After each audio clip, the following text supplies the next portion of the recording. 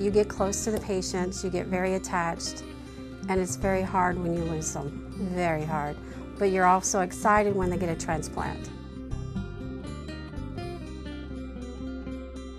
You know, today in culinary arts, I drank a can of Mountain Dew in 15 seconds. That felt fine. This is Rod Tyrell, an 18-year-old dialysis patient. Well, one of my main hobbies is playing video games. Like playing video games, building models, and reading. That's pretty much it. We went to the doctor, and then he was like, you have, I think it's called nephrotic syndrome. And then that's when everything started. We were sitting around the table, and then my mom saw how my feet and my legs were like really swollen. And so like a couple days later, we went to the doctors, and he says this was caused by kidney failure. In the United States currently, there's 100,000 people on the waiting list. The majority of the people on the waiting list, 70,000, are people on dialysis waiting for a kidney transplant. A lot of these patients, there's about 19 people dying every day on the waiting list while waiting for an organ transplant. So to put that in perspective, a regular arena like here in Central Florida, you could fill up a stadium, with, 5 times. When I first got diagnosed, I don't think I was that sad. I guess I was really shocked. Because at first, I didn't really know who my father was, because it was just me and my mom and my sister. So I was shocked how I got it and how my sister didn't get it. But then I finally figured out my dad had it. So, I guess I wasn't too shocked, but I was just surprised. I just took it and just kept going forward, I guess. For my transplant, we had to do like a whole bunch of tests. I had to do an ultrasound, I do stuff for my bones, for my heart, and all the other stuff like that. I had to do blood tests. My mom had to do blood tests. She had to do a whole bunch of tests. I do psychological tests. The reason you transplant them because they're at their end stage of their disease, whether it's a liver or a kidney. So pretty much you're transplanting them as sick as they are before. And basically it's a whole transformation where you've gotten rid of their diseased organ and given them a new organ and a new hope for life. I feel pretty good that my mom's gonna give me one of hers. But I think she probably might try to hold that over me forever, like, I gave you your kidney, you need to be good, or stuff like that. But, I really do appreciate it though. Doctor, I heard that when you get an organ transplant, your personality changes. Is that true? Oh, no, that doesn't happen. That never happens. Where did you hear a thing like that?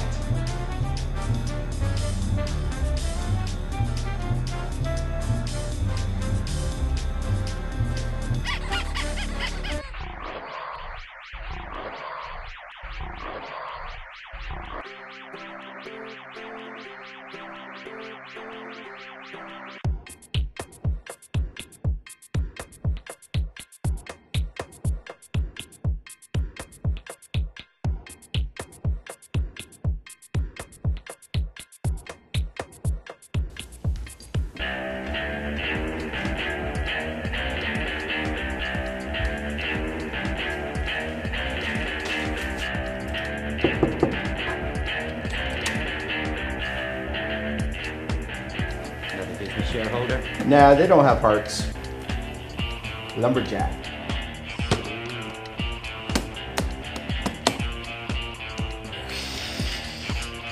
All right, nice time. Later.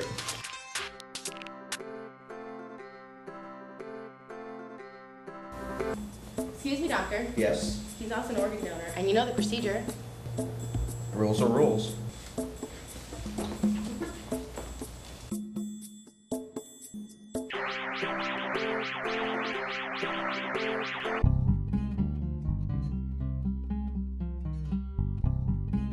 This is Mike Beckman, a 50-year-old kidney and pancreas transplant patient.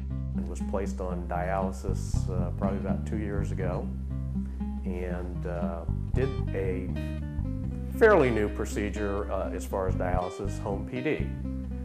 And it worked very well. I didn't do the hemo route because didn't necessarily like the clinic setting involved in hemodialysis, but didn't mind doing the nighttime situation with home PD. And ultimately went through 2 or 3 hospital situations as far as trying to inquire as to the transplant issue. Went to one in Jacksonville. The Mayo Clinic, was accepted to their program and was on their list for about 6 or 7 months, and was called once and rejected. Actually was rejected on April Fool's Day, which wasn't a very good joke. But I pursued the situation down at Florida Hospital South in Orlando, and ultimately was placed on their list because they were in a different region. And once I was placed on the list, I waited an ultimate amount of 2 days and got called for a transplant. And it was on a Wednesday when I was called late in the evening, and went down and had my transplant on Thursday, May 8th of 2008, which was a great day. And was in the hospital for about 2.5 weeks, came out for 4 days, and went back in for another 2.5 weeks. Had some little complications, but ultimately got through the situation, and here I am today, living life large. In general, the recovery process after an organ transplant, a lot of it depends how sick people were going into it. Typical, some of the organs like heart, lung, and livers, half the patients are in the hospital prior to their transplant.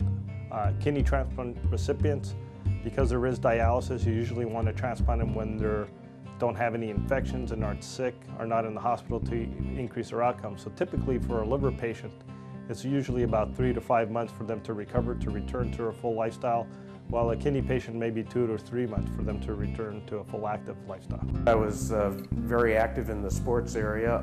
Even to this day, I like to go to the beach. I still surf. Haven't within the last year or 2 because medically I wasn't permitted to, but now I'm allowed to go back into the water, go surfing. I love to ride bikes. I own a real estate company here in the Central Florida area. The dialysis issue was somewhat tough. I knew I had to do it or else I'd die, but you know, I did the home PD, which is a nighttime situation where they insert a tube into your peritoneum, and you have access through your peritoneum, and it comes out into your abdomen area.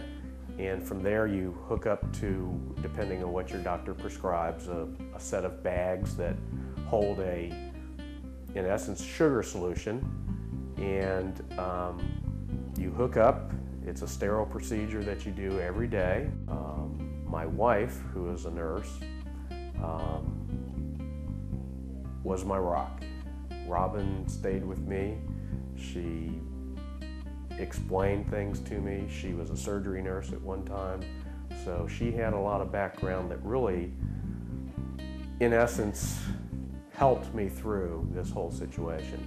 And that's why I think in the transplant center they ask for who is going to be your support person.